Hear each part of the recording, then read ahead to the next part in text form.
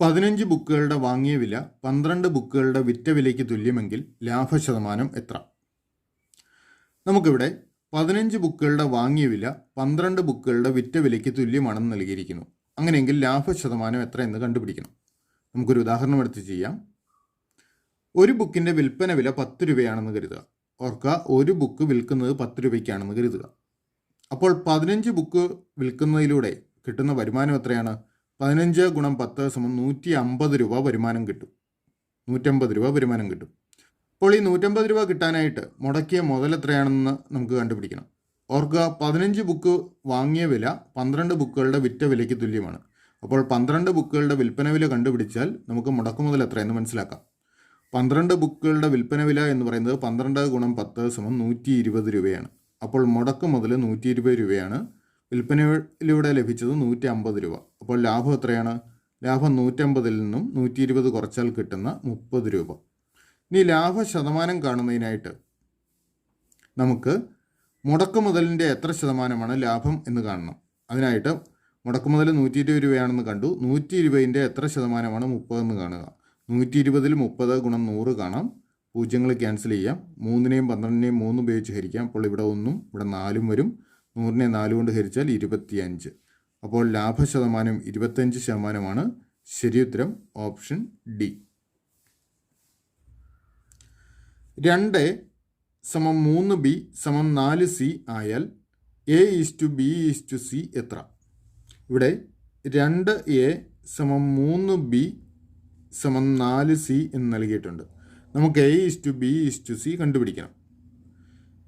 ഇത് കണ്ടുപിടിക്കാനുള്ള ഒരു മാർഗം, നമ്മൾ ഈ 2, 3, 4 ഇവയുടെ ഗുണനഫലം കാണുക, അല്ലെങ്കിൽ ഇവയുടെ LCM എടുത്താലും മതി. നമുക്കിപ്പോൾ ഇവയുടെ ഗുണനഫലം കണ്ടുപിടിക്കാം. അപ്പോൾ 2 ഗുണം 3 ഗുണം 4, 2, 3, 6, 6, 4, 24 എന്ന് വരും. ഇനി ഈ ഓരോന്നിനെയും 24നോട് ഇക്വേറ്റ് ചെയ്യുക. അതായത് 2 സമം 24 എന്ന് എടുക്കുക. അപ്പോൾ A എത്ര വരും? 24/2 സമം 12. ഈ രീതിയിൽ ബിയുടെയും സിയുടെയും വാല്യൂ നമുക്ക് കണ്ടുപിടിക്കണം.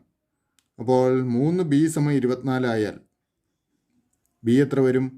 24/3 സമം 8 എന്ന് കിട്ടും. അതുപോലെ 4C സമം 24 എന്ന് എടുത്തു കഴിഞ്ഞാൽ സി എത്ര വരും? 24/4 6 എന്ന് കിട്ടും. അപ്പോൾ A:B:C സമം 12:8:6 എന്ന് കിട്ടും. ഇനി ഈ 3 സംഖ്യകൾക്കും കോമൺ ഫാക്ടറായിട്ട്, അല്ലെങ്കിൽ ഇവയെ പൊതുവായി ഹരിക്കാവുന്ന ഏതെങ്കിലും സംഖ്യ ഉണ്ടോ എന്ന് നോക്കുക.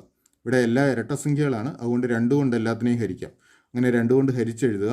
അപ്പോൾ 6:8നെ 2 കൊണ്ട് ഹരിച്ചാൽ 4:3 എന്ന് വരും. അപ്പോൾ 6:4:3 A:B:C. തന്നിരിക്കുന്ന ഓപ്ഷൻസിൽ ഓപ്ഷൻ എ ആണ് കറക്റ്റ്. തുടർച്ചയായ 2 എണ്ണൽ സംഖ്യകളുടെ തുക 31 ആണെങ്കിൽ അവയുടെ വർഗ്ഗങ്ങളുടെ വ്യത്യാസം എത്ര? ഇവിടെ തുടർച്ചയായ 2 എണ്ണൽ സംഖ്യകളുടെ തുക 31 എന്ന് നൽകിയിരിക്കുന്നു. നമുക്ക് അവയുടെ വർഗ്ഗങ്ങളുടെ വ്യത്യാസം കാണണം. നമുക്ക് ആ എണ്ണൽ സംഖ്യകൾ എക്സ് എന്നും വൈ എന്നും എടുക്കാം. ഇതിലെ വലിയ സംഖ്യ എക്സ് ആണെന്ന് കരുതുക.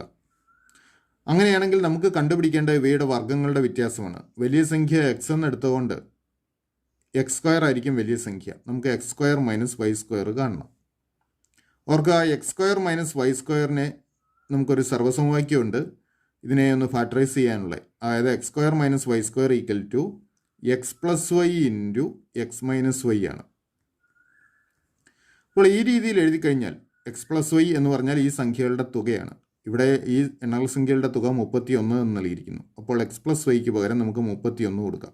ഇനി x - y എത്രയായിരിക്കും? ഇവ തുടർച്ചയായ എണ്ണൽ സംഖ്യകളാണ്. അതുകൊണ്ട് ഈ സംഖ്യകൾ തമ്മിലുള്ള വ്യത്യാസം 1 ആയിരിക്കും. y-യേക്കാൾ 1 കൂടുതലായിരിക്കും x. അതുകൊണ്ട് x - y 1 ആയിരിക്കും. അപ്പോൾ 31 ഗുണം 1 സമം 31 എന്ന് കിട്ടും. അതായത് ഇവയുടെ വർഗ്ഗങ്ങളുടെ വ്യത്യാസം 31 തന്നെ. ശരിയുത്തരം ഓപ്ഷൻ ബി. 2012 ജനുവരി 20 വെള്ളിയാഴ്ച ആയിരുന്നു എങ്കിൽ 2012 ഏപ്രിൽ 15 ഏത് ദിവസമായിരുന്നു? അപ്പോൾ ഇങ്ങനെയുള്ള ചോദ്യങ്ങളിൽ നമ്മൾ ആദ്യം ചെയ്യേണ്ടത് ഈ ജനുവരി 20ന് ശേഷം എത്രാമത്തെ ദിവസമാണ് ഏപ്രിൽ 15 വരുന്നത് എന്ന് കണ്ടുപിടിക്കുകയാണ് വേണ്ടത്. അപ്പോൾ ജനുവരി 20ന് ശേഷം ജനുവരി മാസം 31 ദിവസങ്ങളുള്ളതുകൊണ്ട് ജനുവരി 20ന് ശേഷം ജനുവരിയിൽ 11 ദിവസങ്ങളുണ്ടാവും. ഫെബ്രുവരി ഓർക്കുക 2012 ഒരു അധിവർഷമാണ്. അതുകൊണ്ട് ഫെബ്രുവരിയിൽ 29 ദിവസങ്ങളുണ്ടാവും. മാർച്ച് 31 ദിവസങ്ങൾ, ഏപ്രിൽ 15 വരെയുള്ള ദിവസങ്ങളുടെ എണ്ണം എടുക്കണം. ഏപ്രിലിൽ 15. ഇനി ഇതെല്ലാം കൂടെ കൂട്ടിയെടുക്കുക.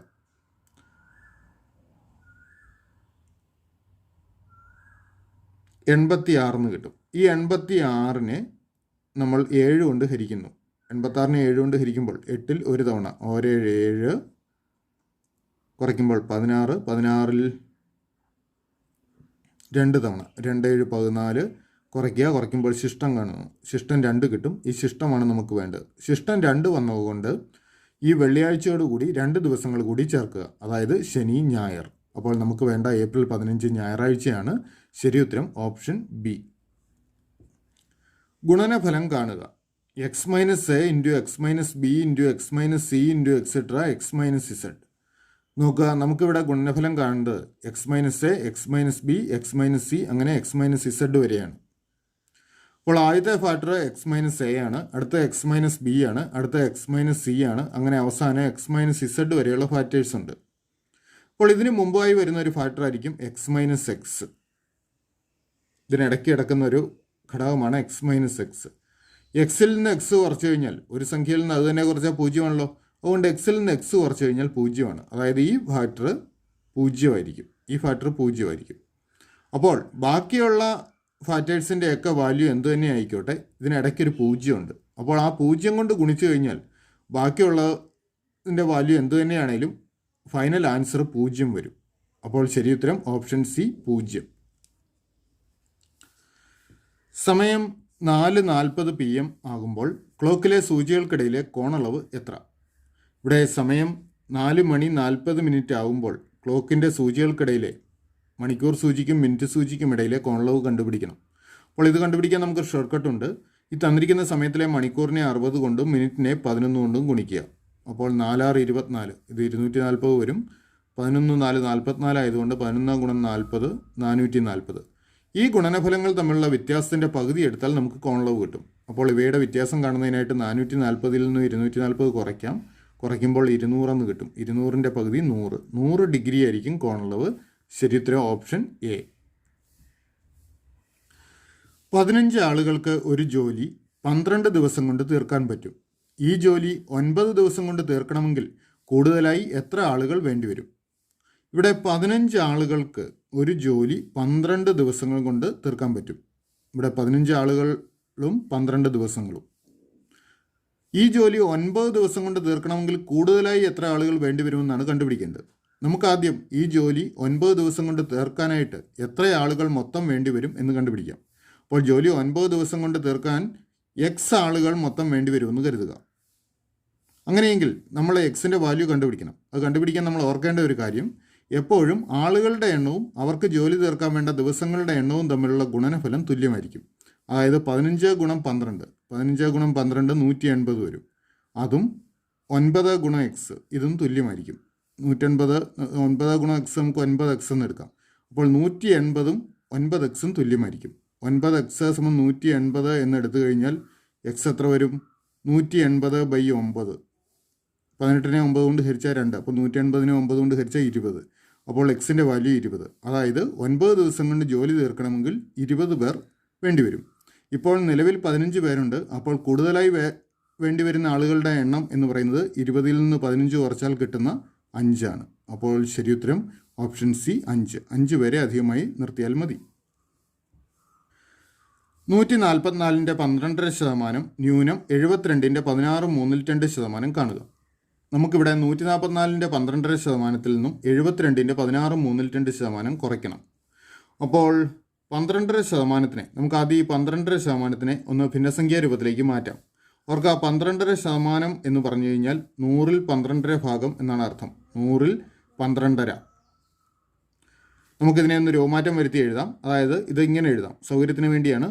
12 ഗുണം 100-ൽ 1 എന്ന് എഴുതാം. 100-ൽ 12 12 ഗുണം 100-ൽ 1 എന്ന് എഴുതാം. ഇനി നമുക്ക് ഈ മിശ്ര ഭിന്ന രൂപത്തിൽ നൽകിയിരിക്കുന്ന ഈ സംഖ്യയെ ഒന്ന് മാറ്റം വരുത്താം. അതിനായിട്ട് 12 ഗുണം 2 കാണുക. 12 2 24, 24 1 25. അപ്പോൾ ഇത് 25/2 ഗുണം 100-ൽ 1 എന്ന് വരും. 100-നെ 25-നെ 25 ഉപയോഗിച്ച് ഹരിക്കുന്നു. അപ്പോൾ ഇവിടെ 1-ഉം ഇവിടെ 4-ഉം വരും. അതായത് 1/2 8. അപ്പോൾ 12% തുല്യമായ ഭിന്നസംഖ്യ 8/1. അതുപോലെ 16 3/2% തുല്യമായ ഭിന്നസംഖ്യയും കൂടെ നമുക്ക് കാണാം. 16 3/2% സമം 100 16 3/2 സമം 16 3/2 ഗുണം 100 എന്ന് എഴുതുക. ഇനി 16 3/2 രൂപമാറ്റം വരുത്തുക. 16 ഗുണം 3 48, 48 2 50, 50/3 ഗുണം 100 എന്ന് വരും. 100നെ 50നെ 50 ഉപയോഗിച്ച് ഹരിക്കുക. അപ്പോൾ ഇവിടെ 1ഉം ഇവിടെ 2ഉം വരും. 1 1 3 2 6. അപ്പോൾ 16 3/2% തുല്യമായ ഭിന്നസംഖ്യ 6/1. അപ്പോൾ 144ൻ്റെ 12% കാണുന്നതിന് പകരം 144 ഗുണം 8/1 കണ്ടാൽ മതി. അപ്പോൾ 144 ഗുണം 8/1 മൈനസ് 72ൻ്റെ 16 3/2%. അത് 72 ഗുണം 6/1 കാണുക. 144നെ 8 കൊണ്ട് ഹരിച്ചാൽ 18 കിട്ടും. 18 മൈനസ് 72നെ 6 കൊണ്ട് ഹരിച്ചാൽ 12. 18ൽ നിന്ന് 12 കുറച്ചാൽ 6. അപ്പോൾ ഉത്തരം 6. ശരി ഉത്തരം ഓപ്ഷൻ എ. 25/4 ഗുണം 25/4 സമം ഡാഷ്. നമുക്കിവിടെ 25/4 ഗുണം 25/4 കാണണം. അപ്പോൾ ഇത് സിംപ്ലിഫൈ ചെയ്യാനായിട്ട് നമുക്കൊരു കൃത്യങ്ക നിയമം ഉപയോഗിക്കാം. അതായത് a/m ഗുണം a/n സമം a/m+n ആണ്. അതായത് ഒരേ സംഖ്യയുടെ പവറുകളായി നൽകിയിരിക്കുന്ന രണ്ട് സംഖ്യകൾ തമ്മിൽ ഗുണിക്കാൻ അവയുടെ പവറുകൾ തമ്മിൽ കൂട്ടിയെടുത്താൽ മതി. അതായത് ഇത് 25/4 അധികം 4 എന്ന് വരും. ഇനി 4 4 കൂടെ കൂട്ടിയാൽ എത്ര വരും? 4 അധികം 4 സമം ഛേദം തുല്യമാണ്. അതുകൊണ്ട് അംശങ്ങൾ തമ്മിൽ കൂട്ടുക. അപ്പോൾ 4ൽ 2 എന്ന് വരും. അംശത്തിനെയും ഛേദത്തിനെയും 2 കൊണ്ട് ഹരിക്കാം. അപ്പോൾ 2/1 കിട്ടും. അതായത് ഇത് 25/2 എന്ന് വരും. ഇനി ഒരു സംഖ്യയുടെ പവർ 2 വന്നാൽ അതിൻ്റെ സ്ക്വയർ റൂട്ടിനെയാണ് സൂചിപ്പിക്കുന്നത്. അതായത് √25. അപ്പോൾ ഉത്തരം 5 എന്ന് കിട്ടും. ശരി ഉത്തരം ഓപ്ഷൻ ഡി. ഒരാൾ 4000 രൂപ സാധാരണ പലിശ നിരക്കിൽ 2 മാസത്തേക്ക് നിക്ഷേപിച്ചു. അയാൾക്ക് പലിശയായി 60 രൂപ ലഭിച്ചുവെങ്കിൽ പലിശ നിരക്ക് എത്ര? ഇവിടെ ഒരാൾ 4000 രൂപ 2 മാസത്തിന് നിക്ഷേപിച്ചു. സാധാരണ പലിശ നിരക്കിൽ അയാൾക്ക് 60 രൂപയാണ് പലിശയായി ലഭിച്ചത്. അപ്പോൾ 2 മാസത്തിന് ലഭിച്ച പലിശയാണ് 60 രൂപ. 2 മാസം 60 രൂപ. നമുക്ക് പലിശ നിരക്ക് കാണണമെങ്കിൽ 1 വർഷം ലഭിച്ച പലിശ അറിയണം. 2 മാസം 60 രൂപ ലഭിക്കുമെങ്കിൽ 12 മാസം കൊണ്ട് എത്ര രൂപ പലിശയായി ലഭിക്കും? 2ൻ്റെ 6 ഇരട്ടിയാണ് 12. 60നെ 6 കൊണ്ട് ഗുണിക്കുക. 60 ഗുണം 6 സമം 360 രൂപ. അതായത് ഒരു വർഷത്തെ പലിശ എന്ന് പറയുന്നത് 360 രൂപയാണ്. അപ്പോൾ 4000 രൂപയുടെ പലിശയ്ക്ക് 360 രൂപ പലിശയായി ലഭിക്കുമ്പോൾ പലിശ നിരക്ക് കാണുന്നതിനായിട്ട് 4000ൻ്റെ എത്ര ശതമാനമാണ് 360 എന്ന് കാണുക. അതിനായിട്ട് 4000ൽ 360 ഗുണം 100 കാണാം. നമുക്ക് പൂജ്യങ്ങൾ ക്യാൻസൽ ചെയ്യാം. 36നെ 4 കൊണ്ട് ഹരിച്ചാൽ 9. അപ്പോൾ പലിശ നിരക്ക് 9%. ശരി ഉത്തരം ഓപ്ഷൻ ബി. 13x 22 ഇവ ഒരു സമാന്തര പ്രോഗ്രഷനിലെ തുടർച്ചയായ 3 പദങ്ങളായാൽ x എത്ര? ഇവിടെ 13x 22 ഇവ ഒരു സമാന്തര പ്രോഗ്രഷനിലെ തുടർച്ചയായ 3 പദങ്ങളാണെന്ന് നൽകിയിരിക്കുന്നു. നമുക്ക് എക്സിൻ്റെ വാല്യൂ കണ്ടുപിടിക്കണം. സമാന്തര പ്രോഗ്രഷനിലെ തുടർച്ചയായ പദങ്ങൾക്കൊരു പ്രത്യേകതയുണ്ട്. സമാന്തര പ്രോഗ്രഷനിലെ തുടർച്ചയായ 3 പദങ്ങളിൽ മധ്യത്തിൽ വരുന്ന പദം മറ്റ് 2 പദങ്ങളുടെ ശരാശരിയായിരിക്കും. ഓർക്കുക, സമാന്തര പ്രോഗ്രഷനിലെ തുടർച്ചയായ 3 പദങ്ങളിൽ മധ്യത്തിൽ വരുന്ന പദം മറ്റ് 2 പദങ്ങളുടെ ശരാശരിയായിരിക്കും. അപ്പോൾ ഇവിടെ എക്സിൻ്റെ വാല്യൂ കാണുന്നതിനായിട്ട് നമുക്ക് 13ൻ്റെയും 22ൻ്റെയും ശരാശരി കണ്ടാൽ മതി. അതിനായിട്ട് 13ഉം 22ഉം കൂടെ കൂട്ടി അതിനെ 2 കൊണ്ട് ഹരിക്കണം. 13ഉം 22ഉം കൂടെ കൂട്ടുമ്പോൾ 35 കിട്ടും. 35/2 എന്ന് വരും. 35ൻ്റെ പകുതി അത് 17.5. അപ്പോൾ എക്സിൻ്റെ വാല്യൂ 17.5. ശരി ഉത്തരം ഓപ്ഷൻ എ.